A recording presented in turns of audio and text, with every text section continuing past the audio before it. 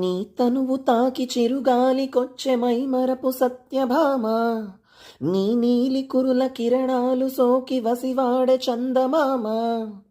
ఏ దివ్యవరమో అది నీ కంఠస్వరమై, ఏ వింటి శరమో అది నై కంటివశమై, అంగాంగాన శృంగారాన్ని సింగారించగా, అభిమానాన్ని అనురాగంతో అభిషేకించగా, మనసే మౌన సంగీతాన్ని ఆలాపించగా, వయసే పూల పరుపై నిన్ను ఆహ్వానించదా.